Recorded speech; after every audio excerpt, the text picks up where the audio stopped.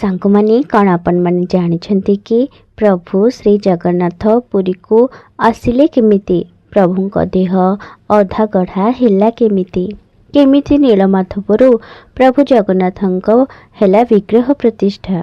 आसतु जानिबा महाप्रभु जगन्नाथ से अलौकिक कथा को महाप्रभु जगन्नाथंकर गुप्त रहस्य को। सांगमाने मध्य भारत रे इंद्रद्युम्न नामक जणे राजा रहुथिले। तांकर राज्यर नाम थिला अवंती, जी कि भगवान विष्णुंकर बड़ भक्त थिले। थरे जणे ऋषि तांको राज उवास को भ्रमण करिबा पई आसिथिले एवं राजंको प्रभु विष्णु अर्थात नीलमाधव जगन्नाथंको संधान विषय गुप्त मंत्रणा दे कहिथिले जे हे राजा, ओडिशा रे भगवान विष्णुंक भव्य रूप प्रभु नीलमाधव को पूजा करा जाउछि, किंतु ओडिशा रे केउ जगारे प्रभु नीलमाधव को पूजा करा जाउछि ताहा आपणको ही संधान करिबाकू हेब। एहा सबु सुनी राजा अत्यंत खुशी होई गले एवं तांको मंत्रिमंडल को आदेश देले। कहिले जे ओडिशा प्रदेशर चारि दिगको चारि प्रकारर उच्च मस्तिष्क विचक्षण बुद्धिधारी व्यक्ति को पठाई दिया जाऊ। सेमाने प्रभु नीलमाधवंक संधान खोजी आनी मोते जणाइबे। एहा परे चारि दिगको चारि प्रकार लोकों को संधान निमंते पठाई दिया गला। ओडिशार पूर्व दिगको अवंती राज्यर मुख्य पुजारींक भाई विद्यापति को नियुक्ति कराई पठाई दिया गला। विद्यापति बाहरी पड़िले प्रभु नीलमाधवंक अर्थात जगन्नाथंकर संधान निमंते। ओडिशार पूर्व भागरे से जेतेबेले संधान करुथिले, एमिति जंगल रास्ता दे गला बेले से एक दिव्य सुंदरी को भेटिले। सेही नारी जनक फूल तोलिबा पई जंगल को तांको संगिनी मानक सह आसिथिले।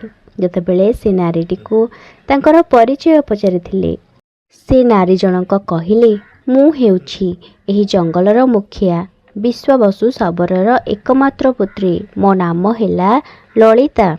मु आउ मो सांग माने एही जंगल को फूल तोलिबा पई आसीछु। एमिति अनेक कथावार्ता मध्यरे विद्यापति को तांको मनरे ललितांको पई प्रेम भावना जागृत हैला। विद्यापति से जंगल रे किछि दिन रहिले। सही समय रे से ललिता को प्रेम विवाह मध्य कले। एमिति जंगल रे अनेक दिन अतिबाहित करिबा परे जंगलर लोक माने विद्यापति को भरोसा करिबारे लागिले। एमिति अनेक दिन बीतीगला। दिने विद्यापति देखिले एक विचित्र दृश्य। राति पाहिबा पूर्वरु ललितांको पिता विश्वावसु जंगलर फलमूल सहित पूजा सामग्री धरी पूजा करिबा पई से कुआडे जाउथिले। एहा सबु देखि विद्यापति आश्चर्य होई गले। से दिने ललिता को पचारिले, हे ललिता, तुमे मोते कहि परिबो कि तुमर पिता विश्वावसु एते फलमूल आउ पूजा सामग्री धरी राति पाहिबा पूर्वरु केउ जगह को से जाउछंती? हठात ललिता मना करिदेले एवं कहिले, ए सबु संधान बाबतरे मोर पिता मोते कहिबा पई मना करिछंती। अनेक कथावार्ता परे विद्यापति ललिता को बुझाइले जे एवं ललिता पिता को मध्य आश्वासना देई बुझाइले जे मु प्रभु नीलमाधवंक एक परम भक्त, मु तांको दर्शन करिबाकू चाहुछि। शेषरे विद्यापतिंक अनुरोध को रक्षा करी ललिता एवं तांको पिता विश्वावसु सेही जंगलर गुप्त गुंफा भितर थिबा प्रभु नीलमाधवंक संधान विषय विश्वावसु विद्यापति को जणाइले एवं कहिले, आसंता काली प्रभातरे मु तुमको सेही जागा को नेइकी जिबी, किंतु गोटिए शर्तरे।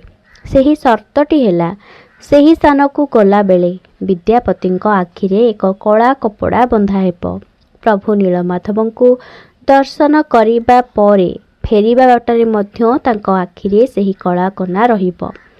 एमिति शुणी विद्यापति अति खुशी होई गले। आउ आसंता काली प्रभातरे बाहरी पड़िले सेही गुप्त गुंफा मध्य को गले। प्रभु नीलमाधव को दर्शन मध्य कले। प्रभु नीलमाधव को दर्शन करी से घर को फेरी आसिले। एमिति अनेक दिन बीतीगला। सेपटे राजा इंद्रद्युम्न मास मास वर्ष वर्ष पूरीगला किंतु प्रभु नीलमाधवଙ୍କ संधान न पाइथिबारु चिंतामग्न होई बसी रही थांती। ठीक एही समय रे विद्यापति आसी पहुँचिले। से आसी कहिले प्रभु नीलमाधवଙ୍କ विषय रे। राजा इंद्रद्युम्न को से कहिले जे हे राजा, ओडिशार पूर्व भागरे घोर जंगल मध्यरे प्रभु नीलमाधवଙ୍କ रूपरे प्रभु विष्णु पूजा पाउछंती। एतिकी शुणी राजा इंद्रद्युम्न अति खुशी होई कहिले काल विलंब न करी एबे बाहरी पड़, आमे जिबा सही घोर जंगल मध्य थिबा गुंफा मध्यकू। तापरे सेमाने बाहरी पड़िले सेही जंगल आड़कू। किंतु से गुप्त गुंफा मध्यकू विद्यापति राजा को केमिति नेले? जेतेबेले विश्वावसु विद्यापति को सही जंगल मध्य थिबा गुंफा को नेइथिले, विद्यापति अति चतुरतार सहित निज हातरे सोरिष मुठाए लुचाईकी नेइथिले एवं बाटरे गला बेले से जेउ बाटरे जाइथिले सेही जगारे ही से सोरिष पकई पकई जाइथिले। एमिति दिन पर दिन गड़ी जिबारु सेही सोरिष मंजी चारा रूप नहीं गच्छरे परिणत होइथिला। से गच्छ को चिन्हट करी विद्यापति एवं राजा इंद्रद्युम्न से गुंफार संधान पाइथिले। राजा तांको अति विचक्षण बुद्धि बोली संबर्धना करथिले। जेतेबेले सेमाने सेही गुप्त गुंफा मध्य को पहुँचिले, देखिला बेला को से गुंफारे आउ नथिले प्रभु नीलमाधव। ठीक एही समय रे अंतर्धान होई प्रभु नीलमाधव कहते, हे राजा, एही स्थान रे मु अनेक दिन धरी पूजा पाउथिले, किंतु मु एही ठारू अंतर्धान हेले।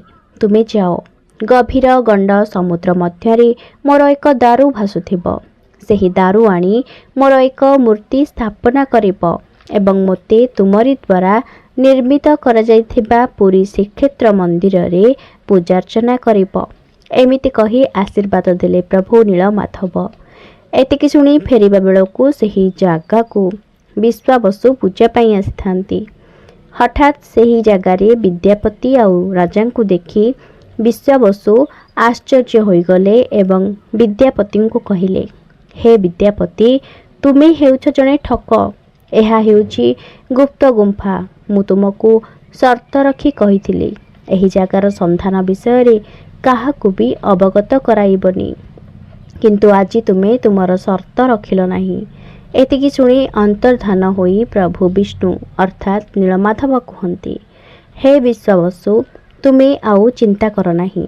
तुमर पूजा करिबार समय एही ठारे सरिला। एबेठू मो पुरी रे प्रभु जगन्नाथଙ୍କ रूपरे पूजा पाइबी। एतिकी कही प्रभु आशीर्वाद करी चलीगले। एहापरे राजा तांको सैन्यंकु धरी छुटी गले समुद्र गंड मध्यकू। समुद्र मध्यरे देखिले एक दारू भासमान हेउछि। सेही दारू को आनी अनेक कारीगरों को डाकी प्रभु जगन्नाथଙ୍କ विग्रह निर्माण पाई आदेश देले। हेले कौनसी भी कारीगर सेही काठ को कौनसी प्रकारे मूर्ति तैयारी करिबार यंत्र लगाई पारिले नाही। एमिति कि बड़ बड़ कारीगर माने मध्य सेही काठ को छुई मध्य पारिले नाही। शेषरे राजा इंद्रद्युम्न चिंतामग्न होई बसी थांती। ठीक सेही समय रे एक कारीगर बेसरे जणे बुढ़ा बेसरे प्रभु विश्वकर्मा आसी राज उवासरे प्रवेश कले। तांको देखि राजा पचारिले, तुमे किए आउ तुमे एठाकू काहींके आसिछ? एतिकी शुणी से कारीगर जनक कहिले, हे राजा, मु बहु दूररू आसिछि प्रभुଙ୍କ विग्रह निर्माण करे। एतिकी शुणी राजा अति आनंद सहित से बुढ़ाटी को आलिंगन करी कहिले, कौन तुमे प्रभु नीलमाधवଙ୍କ निर्माण करिपारिब? बुढ़ा जनक कहिले, हे राजा, आपण चिंता करंतु नाही। मु प्रभु नीलमाधवଙ୍କ सेही भव्य मूर्ति निर्माण करिबी, किंतु गोटे शर्तरे। मु जेउठारे प्रभुଙ୍କ मूर्ति निर्माण करिबी सेही स्थान को 21 दिन 21 राति धरी केही मध्य प्रवेश करिबे नाही। से स्थान रे केवल मु एका ही रही प्रभुଙ୍କୁ निर्माण करिबी। एतिकी कही लागी पड़िले कारीगर जनक। एमिति 10 ରୁ 15 दिन बीतीगला। राणी ସେହି କଠୋରୀ ପାଖକୁ ଭ୍ରମଣ କରିବାକୁ ଆସିଥିଲେ। କିନ୍ତୁ କୌଣସି ଶବ୍ଦ ରାଣୀଙ୍କ କାନରେ ବାଜିନଥିଲା। ସେ ଆଶ୍ଚର୍ଯ୍ୟ ହୋଇ ରାଜା ଇନ୍ଦ୍ରଦ୍ୟୁମ୍ନଙ୍କୁ ଡାକିଲେ ଆଉ କହିଲେ, ହେ ରାଜା, କାରିଗର ହେଉଛନ୍ତି ଜଣେ ବୃଦ୍ଧ ବ୍ୟକ୍ତି, ଆଉ ସେ 15 ଦିନ ହେଲା ନା କିଛି ଖାଇଛନ୍ତି ନା କିଛି ପିଇଛନ୍ତି, ନାହିଁ ସେହି କୋଠରୀରୁ କିଛି ଶବ୍ଦ ଶୁଣାଯାଉଛି। ଆସ ଆମେ ସେହି କବାଟକୁ ଖୋଲିକି ଦେଖିବା, ତାଙ୍କର ଭଲମନ୍ଦ ବୁଝିବା। ଏହି ସମୟରେ ରାଜା ମନା କରି କୁହନ୍ତି, ହେ ରାଣୀ, ଯେତେବେଳେ କାରିଗର ଜଣକ ମୂର୍ତ୍ତି ନିର୍ମାଣ କରିବା ପାଇଁ ଅବଗତ କରିଥିଲେ, ଏହି ସମୟରେ ସେ ଏକ ସର୍ତ୍ତ ରଖିଥିଲେ।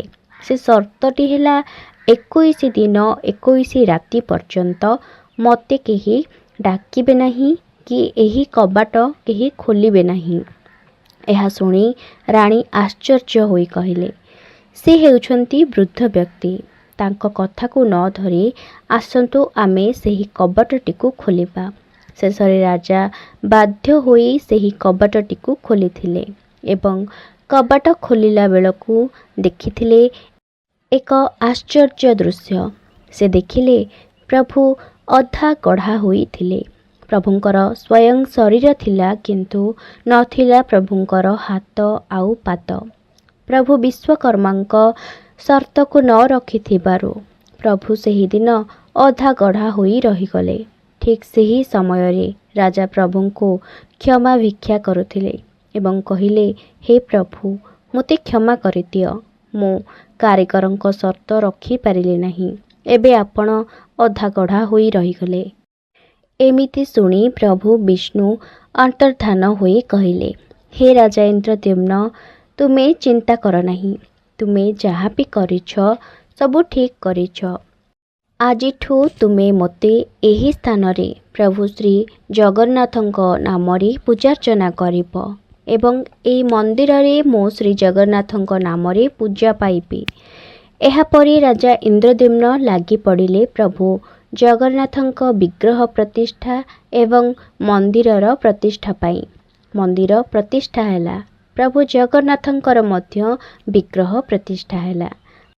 ପୁରୀରେ ପ୍ରଭୁ ଜଗନ୍ନାଥଙ୍କ ସଂସ୍କୃତି ପରମ୍ପରା ସାରା ଭାରତରେ ତଥା ଦେଶ ବିଦେଶରେ ଖ୍ୟାତି ଅର୍ଜନ କଲା। ଦେଶ ବିଦେଶରୁ ଅନେକ ଭକ୍ତ ପ୍ରଭୁ ଶ୍ରୀ ଜଗନ୍ନାଥଙ୍କ ଦର୍ଶନ ପାଇଁ ଆସିଲେ।